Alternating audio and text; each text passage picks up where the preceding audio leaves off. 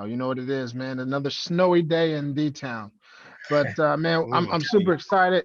We got Mr. Aquila, James Aquila has stepped into the lab for another episode of Behind the Dollar. Man, it's been a little bit since we've done this, but man, I'm super excited. We get to talk about finances, we get to talk about money, we get to talk about everything that is behind the dollar. What up, James? How we doing, bro? Doing well. How you doing, Mo? Ryan, how you guys doing? Good, good, good. We got a special guest in the building tonight, Mo. Who we got?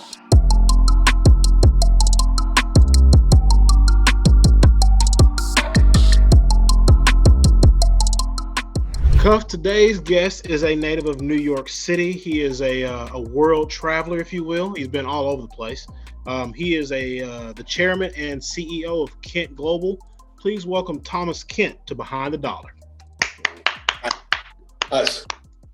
How is everyone? It's a pleasure for me to be here on the show today. This should be a very stimulating conversation. Yes, we're certainly looking forward to it. As you can tell, well, maybe y'all can or can't. I am smoking a stick tonight, but I'm outside. Yeah, we can tell. It's been snowing.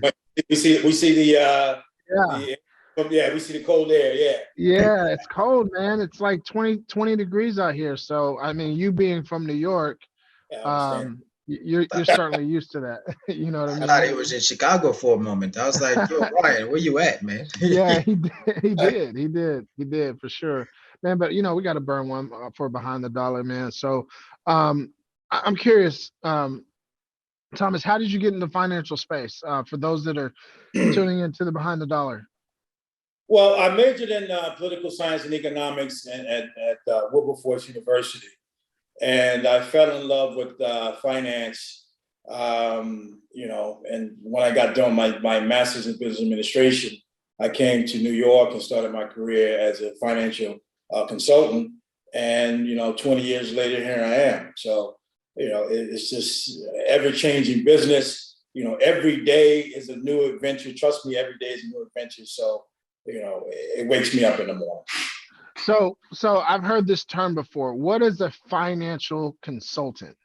A financial consultant is basically someone that oversees finance, whether it be stocks, whether it be bonds, whether it be venture capital, whether it be building small businesses, financing small businesses or writing business plans or whatever like that. Anything to do with investments in business, personal or business, just corporations and things of that nature. Now, what kind of licenses do we have to get? Do you have to have a Series 6, Series 7, Series 13? To sell publicly traded securities, you have to have a Series 7, a Series 63, a Series 24. To do venture capital and private deals, you don't have to have any license. Yeah, that's fantastic. That's But fantastic. an MBA is good to have. A master's in business administration is good to have if you want, because that teaches you the aspect of how to build businesses and things of that nature, the concepts and theories. The one thing that my father-in-law, I got to give him a lot of credit for my wife, more than one reason. But, one of the things that he always said that I'm going to impart upon my kids if they decide to go to college is, every single business that is out there has to have finance. Right. You don't have to have a secretary, you don't have to have sales, but you got to have finance. And so, I think for me, I wish I would have jumped in more, and I'm good at math. I wish I would have jumped in heavily on the finance side, whether it be accounting, econ. Right. I think that there's so much there, and especially with the lack of financial literacy and education being taught in our educational platforms, right? I think we start behind the 8 ball when many of us don't have someone that's been in our corner that can say, hey, let me show you a couple things on the finance side to make things work for you in the future. Yeah. Right. I totally agree with you. I think African Americans, the African American community, when they go to college or whatever like that, they even college trade school, or really focus on the financial space, like you said, econ, or small business management, that will really help out and give you the financial literacy you need to be successful. Most of investment banking really doesn't rely on math.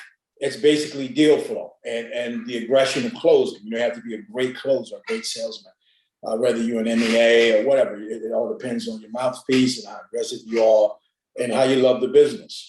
So, that's the money-making aspect of investment banking, right? So the more traditional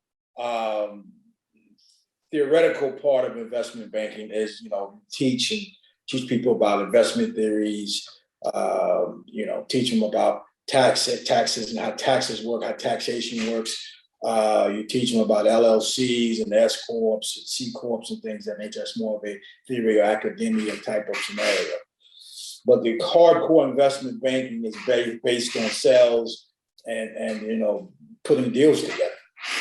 Yeah, I think financial literacy, is definitely a major topic, that I believe that everybody should have, because we're going out here into the workforce, into businesses. A lot of us that have business, some of us don't have any common literacy sense, right? So we get into business and we start making this income, and it's like we're blowing it as fast as it comes.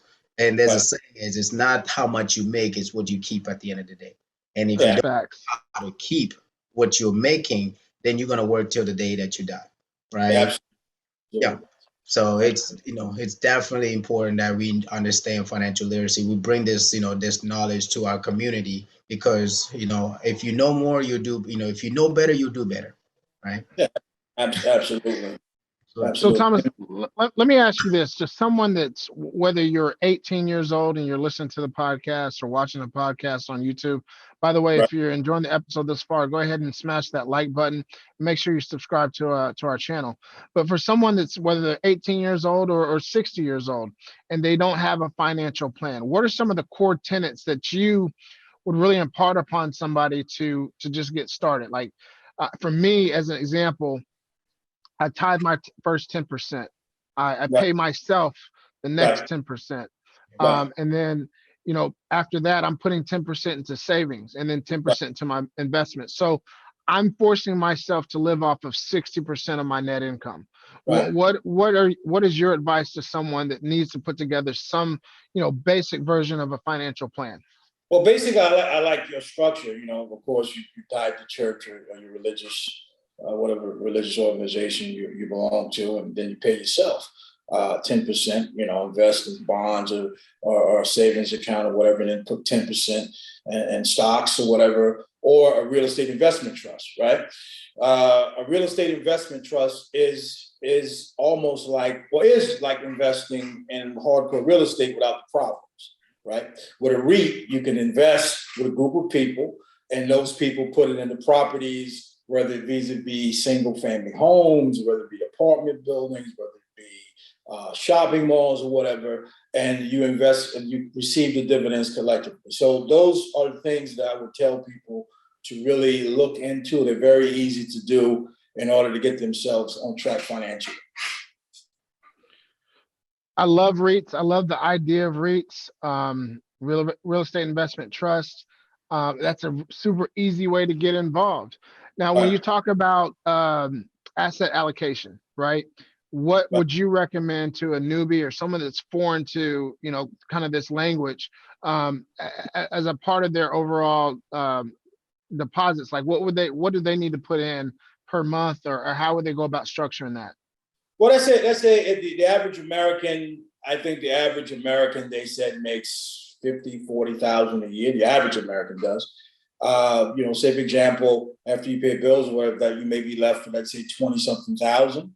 If you pay bills and pay your expenses and have monies to live off of, let's say I would put 5,000 in blue chip stocks, blue chips, no speculative stuff, no penny stocks, not even mid cap. I'll put it all in blue chips like Procter & Gamble, McDonald's, Coca-Cola, and just invest every time you get some money, invest in these companies, because these companies pay dividend. They're part of the S&P 500. Even if they do go down, they never will go up. They never will go out of business. So Coca-Cola won't go out of business unless some catastrophe happens. So these are safe companies that the backbone of American society. The rest I would find producing REITs, as far as, every quarter they're paying, let's say $1 or 75 cents. They're easy to find as well. They're on the big board as well. So these are two things that for someone that is getting started should really look into and build a portfolio of, and don't touch for 10 years, 15 years. These are wealth. You have to understand, wealth is built in this country by stocks and real estate. That's how most wealth was accumulated in building a successful business, right? But long-term wealth, generational wealth, built through real estate and stocks, if you do your research. I absolutely love what you're saying, Tom. You said blue chip. For those that are not familiar, I want to bring it all the way down. I get it. James gets it. You get it. Mo gets it. But like, what is a blue chip stock? You gave examples: McDonald's, Coca-Cola, Walmart. But kind of explain the difference in the delineation for a blue chip. A blue chip stock is a stock that has every stock has a risk, but it has less risk than let's say a company that just started, right? It has a track record. Case in point, Coca-Cola. Coca-Cola has been around for years. They have been producing revenue for years. They've been producing quarterly earnings for years and dividends for years. A company like that, a staple of society. Like let's say another example would be Walmart, or let's say make another example, Microsoft, right? Or IBM. These are companies that when you think of America, right? You think of these companies, right? When you think of America, you think of Coca-Cola, right? You think of America, you think of McDonald's, you think of Microsoft. These are what we would call blue chip or stable companies that are safer investments than startups or vis-a-vis penny stocks or small cap companies or mid cap companies that have not been around. And most of these companies are on the big board, which is the New York Stock Exchange, which they have strict regulations on what can be on and what can be off, because you have to have certain volume and cash flow and everything like that to get on that. So that's what I would suggest people look into when they want to build generational wealth or even getting started. And it's easy to do. You can set up an Ameritrade account, a Scotch Trade account, an E-Trade account, with $200-300, right? And say for example, you buy a share. I'm just throwing a number out there. Microsoft, let's say for $100, right? Most companies have DRIP programs. That's called direct reinvestment programs, right? And once you buy a share in that company, you can contact the investment relation department of that company and ask to be in the DRIP program. And they'll send you some information, and every month you can pay $50 or $100 or whatever. You can buy direct shares right into that company, right? Without even going through a brokerage or even E-Trade or Scotch Trade. So those are avenues that people really should look into. So, Mr. Ken, I do have a question. So, a lot of time I also like to advise or actually give suggestion for people to put some funds into a municipal bond fund, right? Because the interest, it grows tax free, so it allows them to be able to. Because a lot of time when somebody keep their money in the bank and it grows interest, the bank does wind up sending them an interest form at the end of the year for them to pay taxes on that money that they just had left in the bank. So having a municipal bond fund, it grows tax free. It's just another way to be able to allow their money to work in their favor. What's your thought on that part? My thought, that's good, but in order, I think investing in blue chip stocks gives you more of a return than muni bonds. Muni bonds is a safe investment. Believe me, it's probably the safest investment that anyone can do, right? But I suggest muni bonds after you build a certain net worth and you want to cruise. But if you want to be aggressive and you want to build wealth, generational wealth, blue chip stocks and nice REITs are the way to go. But muni bonds is a nice safe investment as well. Yes. So would you recommend that for emergency funds? I mean, you can get a hold of it right away, since it's not, it doesn't have that much risk, so therefore you can be able to get a hold of it anytime that you want. Right? Yeah, I mean that's, something like that. You have the savings account as well. You can also set up a slush, I call it a slush account at a bank where, you had, let's call it a rainy day fund. We just have that set aside, just pull it out if you need something, or, but yeah, you can liquidate stocks as well, right? I mean, the market's volatile, right? I mean, sometimes it's up and down, but if you really need to get your hands on some monies, you could sell the stocks, say if you use E-Trade, Scottrade, and within 48 to 72 hours, you could have liquid funds. So, both are liquid assets. So, you could utilize both for that. So, we talked about blue chips, right? Amazon. Let's talk about the behemoth in the room. That being Amazon. And the reason why I'm bringing up Amazon or Tesla as an example, even though Tesla doesn't have a long of a track record as a Microsoft, et cetera. But if I'm a new investor, call it 40, 45 years old, and I want to start really aggressively trying to make up for, lost time, so to speak. Right. A company like Amazon where shares are going for, $2,800 a share, or whatever the share price is right now, is that a stock that you would recommend somebody getting into right away? It's a little pricey. I would go for the cheaper blue chips, right? Like McDonald's and things of that nature. You can get into for maybe $80, $90, $100, $200 a bill like that. That's what I would do. That's what I would suggest to people, is to look at that instead of going to the more pricier $2,800 stocks, or even like Berkshire Hathaway. Their shares are pretty high as well. So I would look at, I would do some analytical studies, find out what sector I like. Like, say, for example, I'm learned in, let's say, technology, or I'm learned in oil and gas, or I'm learned in, let's say, transportation. I'll find these companies and find the best companies in that sector, and study them and then invest in that. And E-Trade and Scottrade, things that nature, give you the tools. Even Yahoo Finance gives you the tools to do that. So, and it's very easy. People think that it's difficult really to understand a company, but it's not. It's really not. I mean, you have the charts. Some guys are technical analysts. Some guys are fundamental, but whatever. I'm a little bit of both. So if you look at, the fundamentals of a company, and also the technical analysis of a company, put the two together and figure out what the insiders are doing. See if does Wall Street own the company. And usually the rule is let's say 40% or 50% of Wall Street, that's insiders, corporate insiders. That means either corporate insiders or mutual funds or hedge fund own the company. Usually the company is a good company, right? Because people follow money. Smart money follows smart money, right? That's right. So you have these major private equity firms and family offices and hedge funds and mutual funds invested in the company, and they keep doubling down on the company, right? 9 times out of 10, the company will be successful because they have the liquidity to be successful, right?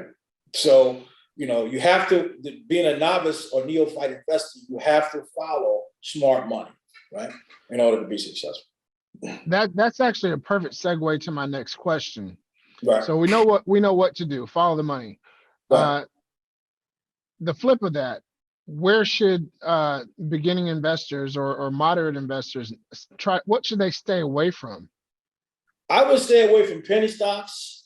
I would stay away from any type of startup scenario, because it's like if you're a neophyte investor, right?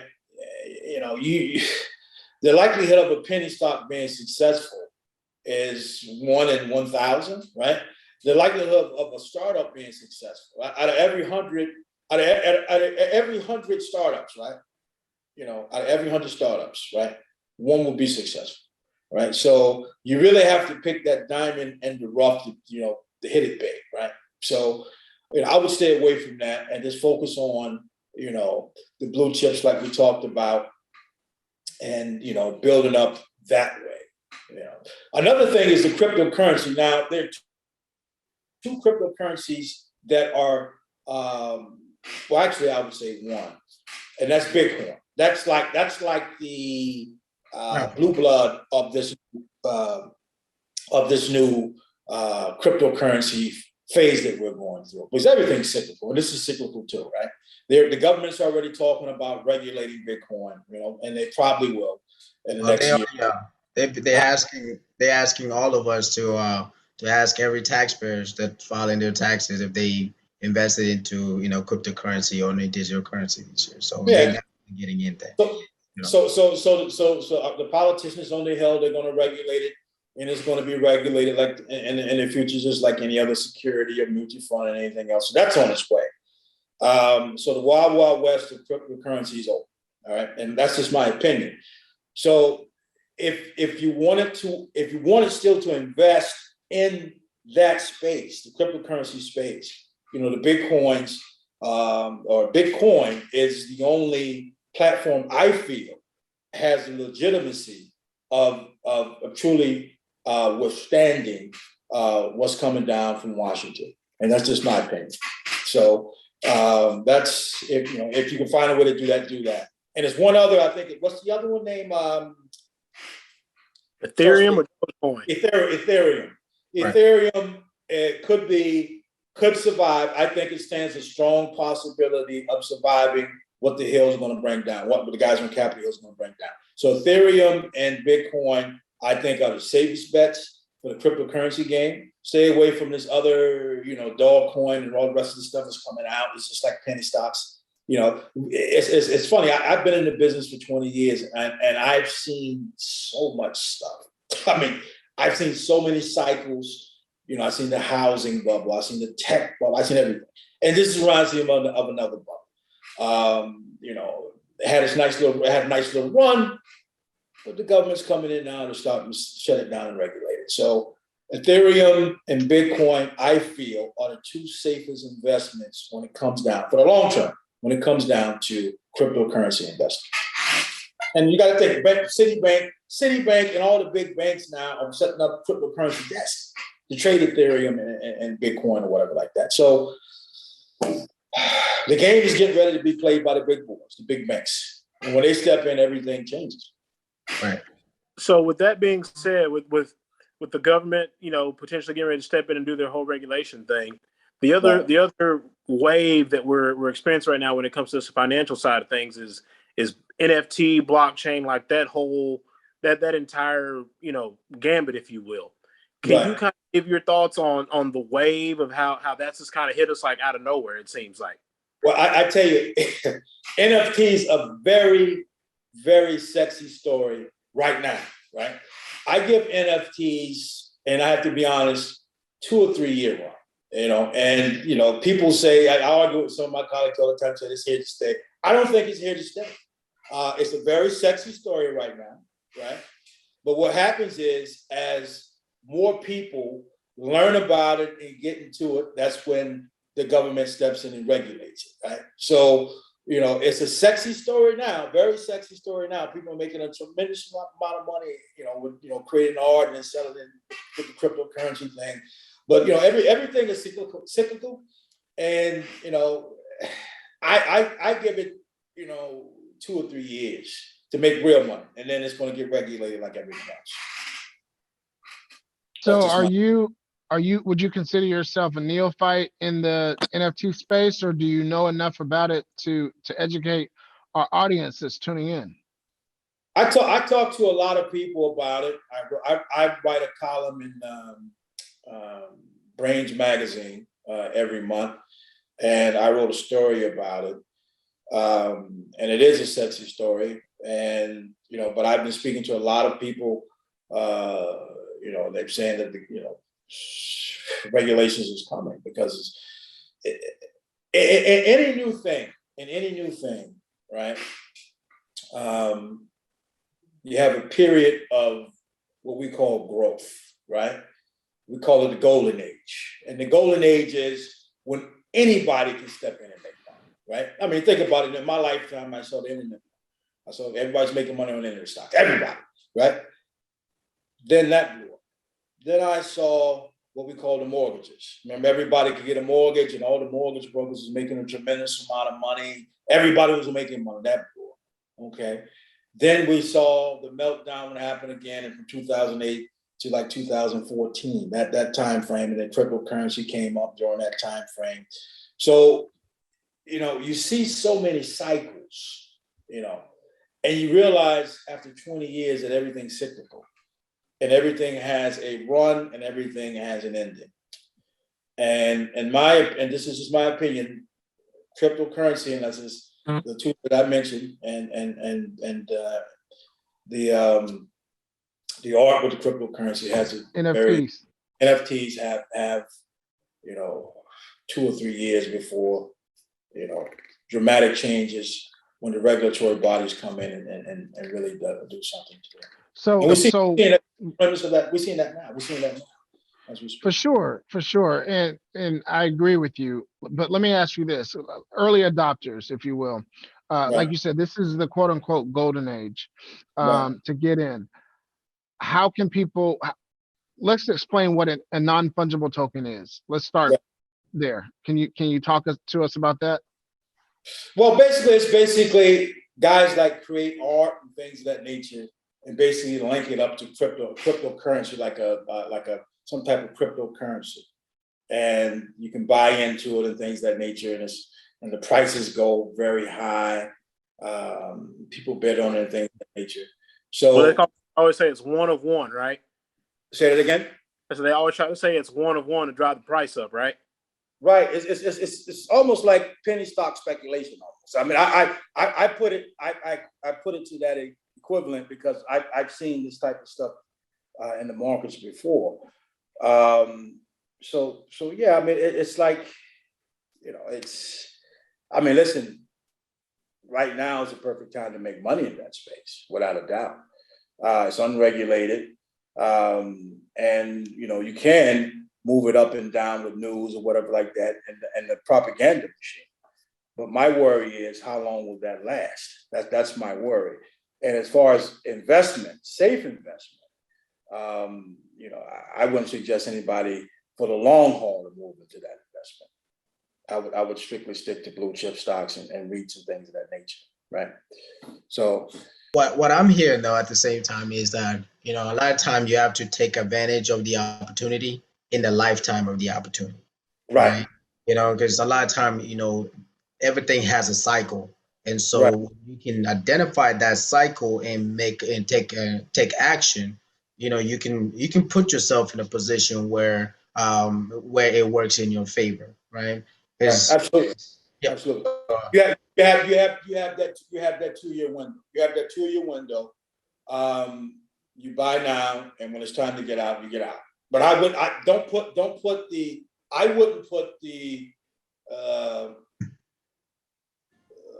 all my bets up and put my house up on. I wouldn't put all my eggs in one basket on it. I would put a percentage of what I want in that, and the rest, and the investments that we talked about. So that's the strategy I would use. So I want to switch gears. Your wheelhouse is helping companies or helping to raise funds for companies, in a multitude of spaces, whether it's real estate, venture capitalism, technology, film finance, and the whole 9 yards. But something that you're really, really passionate about is small businesses, and specifically, helping African Americans when it comes to getting funding. Can you open up why you're so passionate about that? And I guess to play the scenario game, if I'm somebody and I happen to come across you in New York City one day, or I walk into your office, what's one of the first things you're going to tell me?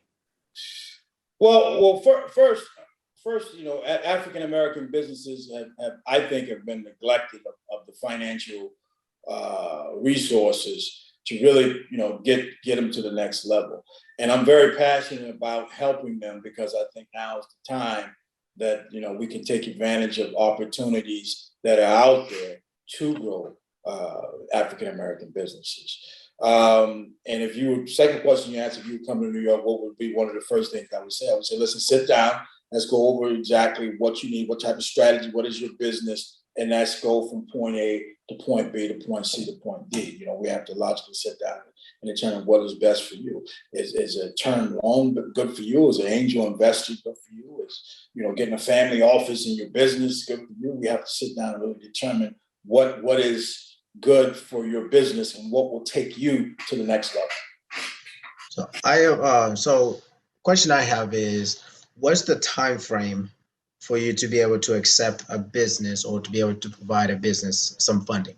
So because like I mentioned earlier, I have a lot of small business owners that come to me for the first time and they're like, hey, we're ready to take the next step. We're ready to form the LLC, and then from there, my part is always, before we elect the S corp or the C corporation, whichever fit in their in their strategy.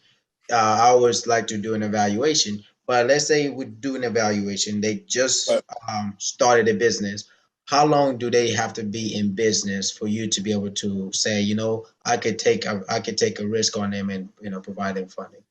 Well, we deal with a lot of lending institutions and institutional investors and angel investors, and each deal is different, right? Now, I'm gonna make some examples. Say, for example, you came to me with a hair company, a hair product company, right? And you have these patents and everything like that. I may have an investor in my wheelhouse, an angel investor, or even a venture capital company that may jump all over it, right? Or right. I may have, once the business plan is put together and things that need to be presented to them. Or you may have the deal and nobody's interested in that venture, right? So the key is to make sure the business plan is put together well, and you explain exactly your exit strategy, what the capital is used for and things of that nature, and you keep moving forward. There is no set time, or especially for a startup, there is no set time. I can't say I can get you funded in a month. I can't say I can get you funded in 2 months. It may take 2 years, right? Some businesses take 4 or 5 years, right? Because it all depends on the appetite of the monies, the people with the monies want. If they have the appetite to invest in this, they'll do it. If they don't at the present time, maybe they'll wait, if something happens like COVID, right? And that takes a toll on investors. They don't want to put their money out right now because they want to see what the financial markets or what the global markets are going to do, right? So everything is different. And a deal is a case-by-case deal. Now, revenue producing companies, say, for example, if you run across companies that are producing revenue already, not huge revenue, say you're producing 10, 20,000 a month. Okay, there are different lenders that will step in and give them the monies they need to expand their businesses, right? And that could be done relatively quick. That could be done within anywhere between, let's say, 20 to 35 days, right? Say, for example, you run across companies that are making $100 to $1 million a month, right? Okay, that's more of an institutional play or family office play. That could be done in 90 days, right? So what I'm trying to say is, startup businesses, there is no set time of when a startup will get funded. But companies that are producing revenue already, whether small or large, it is a set time that say anywhere between 1 or 2 or 3 months to 6 to 7 months. So your passion is to help small businesses really get off the ground and get going. So Right. What I hear you saying, you can correct me if I'm wrong, but you serve really as a conduit, right? To help the Right. small business, but also to, you're a leverage point for the investors as well. Right. So Right. while the small business owners are trying to get, off the ground, are you helping them architect a business plan and say, hey, this is what my investors are looking for? Is that? Yeah, absolutely. We have in our service, we have a service. I have a service provider company as well, and that company focuses on developing business plans and pitch decks and things of that nature for the businesses, so we can present them to our potential network of investors. So yeah, we help them every step of the way. We don't get paid until we fund. So say, for example, if we have a client, we can work with them for 5 years. We don't accept anything from startups, African American businesses, until we actually get them funded. Now, once we get them funded, then we come in. We may want a seat on the board of directors to make sure we can guide the company. Because my goal, I don't want a one-night stand with a company. When I put my time and effort in helping a company get the monies that it needs, I want to see it grow to its full potential. So, I would like to be, not a partner, but at least on the board of advisors to make sure that, the company, say they need to go here, they need to, and I have a new in China, I help them get into China. They need to do this, I help them do that. So I like to help the owners of the companies that I work with go reach their fullest potential. So while you're doing that, what are your investors looking, obviously beyond, I want to return on my investment. Like, we get that. But what is their appetite for new startup companies? Well, the key, they all, of course, everybody's looking for the next Google, looking for the next Tesla, and looking for the next Facebook. Every investor, that's their dream, right? But we have some investors, they like the cannabis space, right? In that space, you may have 6 guys that like, the cannabis space. There's some like startups, some like existing cannabis businesses, right?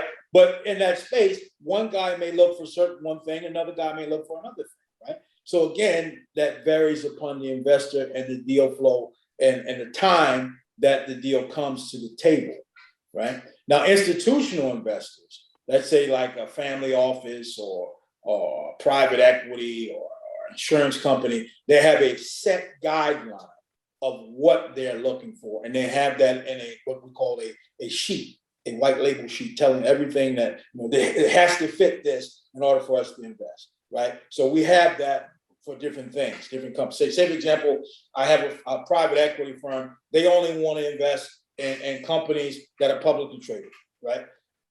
Vis-a-vis the New York Stock Exchange, vis-a-vis NASDAQ or whatever, a London Stock Exchange. They want stocks. They want to invest in companies that are publicly traded. They want to buy their block of stocks to give them the expansion capital they need, right? So that's just one example of what some institutional lenders are looking for, right?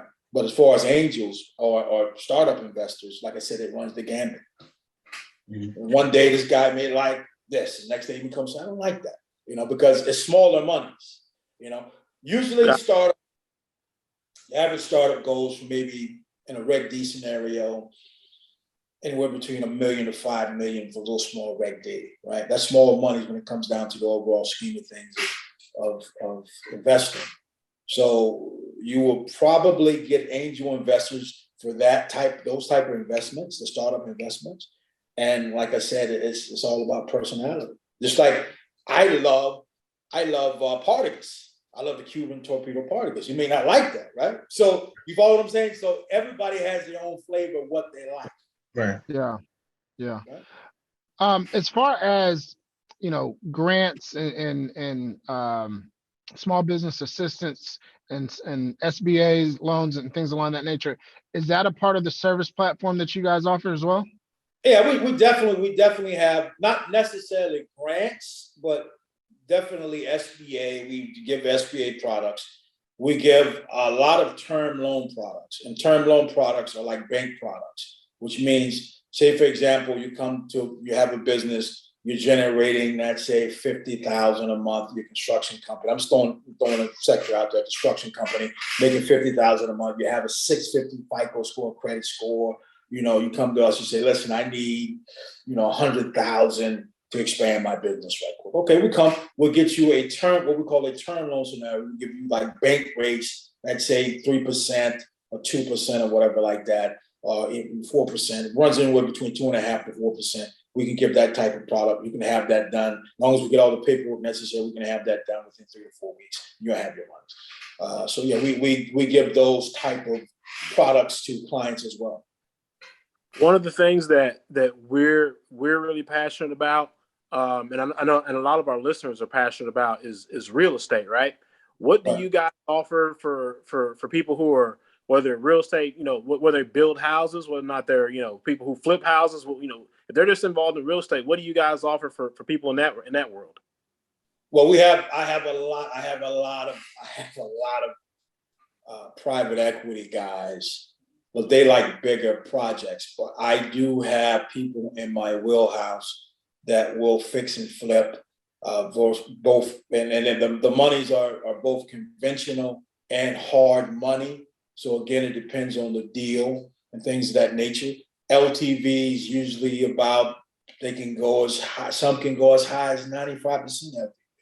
right? Or you can get like some go as low as 65 LTV. So it all depends on the deal. Is it a hard money scenario? Is it, just another the FICO score? You know how the game works when it comes down to flipping houses and things like that. So that's how that works. Now, as far Well, as I think what Mo is also asking is not on an individual flip, right? But more on a medium-sized scale where you're doing 50 houses at a time, building out communities or neighborhoods. Okay, that's different. That would be more of a I can bring you to a family office, or I can bring you to a nice private lender that has maybe $500 to $600 million to lend on different types of projects like that. And they can be done relatively quickly. Let's say anywhere between 30 to 90 days once all the paperwork's in, and reasonable terms, anywhere between, let's say, 5 to 7% that could be done. And between, let's say, 30 to 90 days. So that's, I have lenders in my wheelhouse for that. We're talking about 50 houses and up, am I correct? Correct. Yeah. Well, give or take, that's more of a bigger play. Like I said, those type of players can come in and do that type of stuff.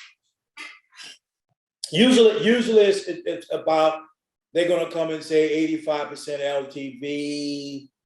I got a guy, he may say 90% LTV. All depends on how the situation looks. So also, I just wanted to take a different approach.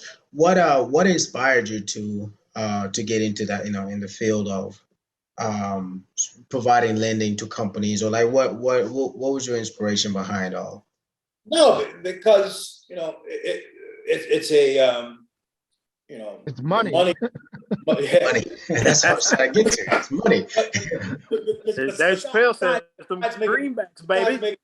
Besides making the money, it's $1 trillion business, and yeah, you make money on the commissions and things of that nature, but you help out a lot of people as well. Yeah. So it's a never, it'll never go out of, this type of business will never go out of business, because there always will be people that need money. It's a recession-proof business, and there's always new products that come out. Like, over the last, let's say, 10 years, the MCA field has exploded. The MCA field is the merchant cash advance field. Now, that's like some hard money type scenario for small businesses, but I never thought that would go anywhere, right? Now that's become a staple of business lending, right? 10 years ago, I couldn't fathom that, but now it's like here. So, there's always new products, new ways of funding businesses. It's exciting. You can meet people from all walks of life in any sector, whether it's construction, whether it's airlines. You know about a lot of business. You learn about a lot of businesses. I like to do a lot of international deals as well. I have in my network a few private equity guys and a few angel guys that love international deals in Asia and in Europe, real estate and things of that nature. So I do a lot of stuff international, along with doing stuff domestically. So it's exciting. It's an exciting business. Really, I want to get into the international piece, but I think, James, I love that question, because for those that are still tuning in, right? Like, they're going to say, you know what, I'm not feeling stocks. I'm not feeling NFTs. I'm not feeling crypto. I do like this real estate thing, but you know what? I don't want to flip. I want to be a Thomas Kent, right? I'm in Sacramento, California, and I want to be Thomas Kent out there.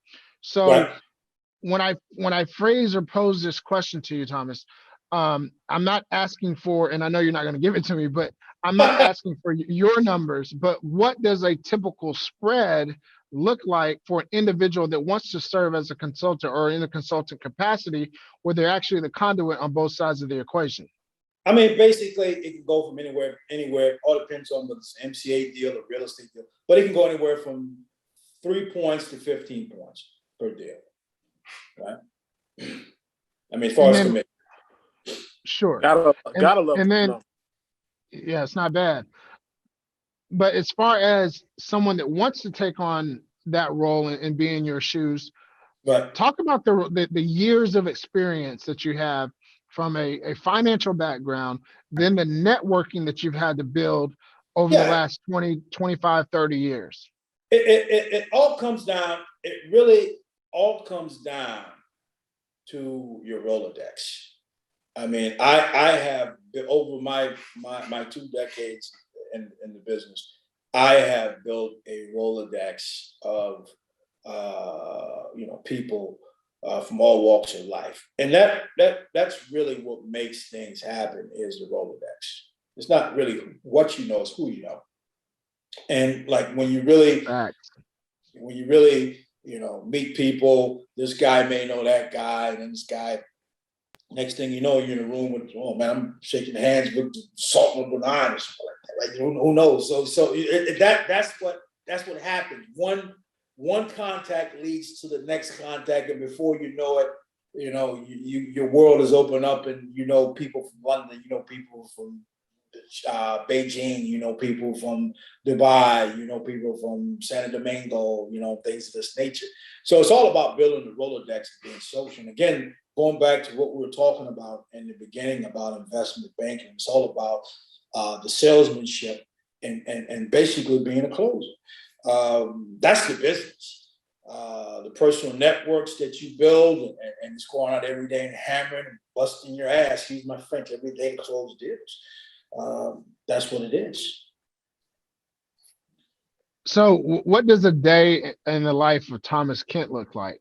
I wake up 4 o'clock in the morning. I go work out. Come back in, take a shower. I'm on conference calls. I got people in Indonesia. I got people in Malaysia. I got people in London that I speak to. It's just phone calls and meetings. Right? Phone calls and meetings. Not so much personal meetings now, it's Zoom or whatever like that. But it's phone calls and meetings, making sure docs are pushed, talking to my back office, making sure they're pushing the docs to get deals closed. It's always moving and grooving. I haven't been going to London and things of that nature lately because of the COVID stuff that's going on. But next year, I really will aggressively be over in the UK a lot. Because a lot of business in Europe's over there. So, it's about moving and grooving. That's what it's about. Putting the deals together, closing. Well, this has been, first of all, the power of social media is real. Let me say it first of all. Shout out to Talking Sticks on social media. They got with us a few weeks ago and suggested that we need to speak with you, and they were spot on, if you will. Yeah. This has definitely been an elevated conversation. Partner, have we reached that particular part of the interview yet? Cool. So as we kind of wind things down, we have what we call landing the plane. It is you, sir, and there are 5 other seats at a round table. Who are the 5 people that you want at your table? The only caveat or stipulation, if you will, is that you can't have whatever religious entity you believe in. Repeat that question again. It's you, and there's a round table. You get 5 seats at that table plus yourself. The only stipulation is you can have whoever you want at the table, but you just can't have whatever religious entity that you want at the table. Right. I can have any person I want. I would first pick my mentor at that table that I listen to. He's like my second father. His name is Gary James. He'd be the first person around that table. Right. The second person around that table will be a gentleman called Edwin Rule. Okay, because I listen to him. He's like another mentor of mine, so he'll be around that table. The third person, without a doubt, will be my 80-something-year-old mother because I love her to death. She would be the first person. Right. So, but I'm not putting this in order. And my father passed away, so he couldn't be at the table. The fourth person I would have would be my personal business advisor, Mr. Neil Verghese. I mean, I run everything through. Okay. And my fifth, I have to think about this. My fifth, who would I have fifth? I don't want to leave anybody out. I don't want anybody to get mad at me. You ain't got but 5 seats. I got 5 seats. The fifth,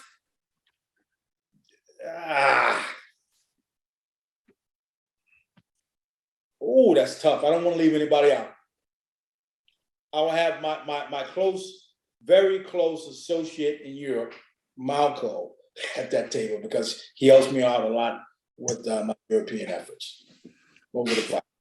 Now, I know that you're a cigar smoker, but we didn't get one in tonight. What would you be smoking at that round table? Probably Cuban parties, torpedo. Not bad. I love it. And I love Peninsula too. Peninsula's a good too. So either that or one of those. But I probably 9 times out of 10 at that table, I'll be smoking a Cuban parties. When's the next time you're gonna make it down to Texas? Probably mid-year, something like that. Probably July, August, something like that. Well, hopefully it's June stuff because I did some research. Mr. Kent's a golfer, and so we have to talk with you about something offline that we think will make it will guarantee that you come to Texas. Oh, sounds very good. Sounds very good. Yeah. Now, one last question, at least on my end. If you would, what would you say somebody should focus on, like right out of school, that could tremendously change their life, financially wise, if they just say, okay, hey, this is something that I should focus on to get me to where get me to my goals, right? I would focus on 2 things actually. I would try to focus on being the best networker that I could be. That's good.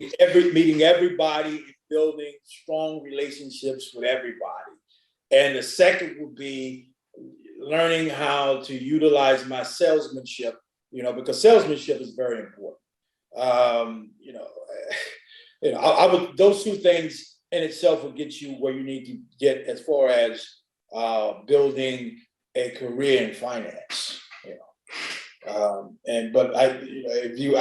If as far as financial literacy, I would get the Wall Street Journal every day and study the Wall Street Journal every day, right? And also I would try to get every magazine and read every magazine like Forbes or Fortune and get familiar with the terminology of the market and really know it like the back of my hand. So those cover 2 aspects, how to become financial literate and also how to, really excel in the financial arena or even in life. I know. I really like those 2, because to be honest with you, it don't matter what you do in life. If you're a good networker, like you said earlier, it's not what you know, it's who you know. Right. And, and then of course, as far as salesmanship, we're all salesmen. From the day that we wake up in the morning, everything that we do is a sales. We're always trying to convey somebody to see, our point of view in something. So that is selling itself. Right. So I think if you can master those 2 things, whether it be going into tax business, the financial business, the lending, the mortgage, it doesn't matter what you do. I think you'll be successful in those if you can master those. Absolutely. Well, before we finally land the plane, I want to give a big special shout out to James Aquila of Aquila Tax and Financial Services. He is the sponsor of Behind the Dollar, the Vision Lab podcast, Behind the Dollar. And again, excuse me, Thomas, also a big thank you to you. I've got one more question for you, but before I do ask that, how can our visionaries follow you or find you or get in contact with you if they like what they've heard and they want more information? You can go to my website. That's www.kentgloballlc.net. Also, I'm on LinkedIn. All you have to do is type up Thomas J. Kent Jr. Kent Global LLC. My Facebook. I don't have my Instagram link. I forgot not right offhand. But those 2 things. If you want to know that, you can really just jump on my website and it'll tell you everything you need to know. Your Instagram is kentjr.thomas, THOMAS. Yeah, for sure. All right, so I'm really big into the mindset. I love everything that you said, from networking, how to get involved in investment banking, NFTs, what to stay away from. All that was fantastic. Also, we talked a little bit about what you do in terms of capital investing. But I want to turn it into I want to go into your mind, right? So from a financial perspective, okay, what one financial goal are you most proud of achieving? What financial goal I'm most proud of achieving? I haven't reached that goal yet. You took my second question.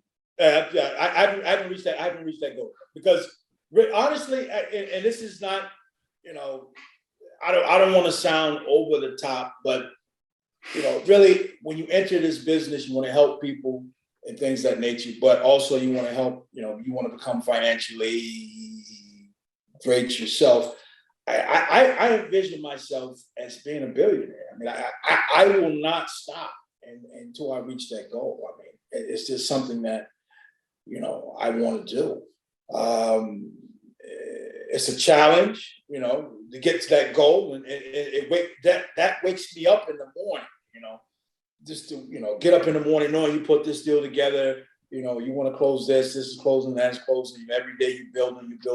That wakes me up in the morning. I can't stop. I haven't reached my financial, my what I want to reach yet. I haven't reached it. So you took my follow-up question. So Right. Now, you know, last year was a year. I try to look at years and denote a term or a word for it. Last year was pivot, right? Mm-hmm. Changing direction when you had a specific landing mark or landing spot and you have to pivot. So I've got 3 words that I'm using this year, and that's you know, being intentional is one of the words, right? Not procrastinating, and obviously health. So in that spirit of that conversation, in the spirit of those terms, being intentional. What are you most intentional about right now to achieve your goals? I mean, being healthy and execute. You know, keeping the mind healthy and the body healthy, and just executing on everything that I put on tape. If I write something out, if I have a task, a paper of 100, not 100, I'd say 20 things that I have to do today, I'm going to make sure that it's executed one by one. Love that. It's all about keeping your body and your mind sharp and executing everything that you have. Get it done. Completely agree. Well, ladies and gentlemen, again, the voice that you've been hearing or watching is Mr. Thomas Kent Jr. Big shout out again to James Aquila of Aquila Financial and Tax Services, and a big what up to homie, Mr. Mosley, my co-host and partner.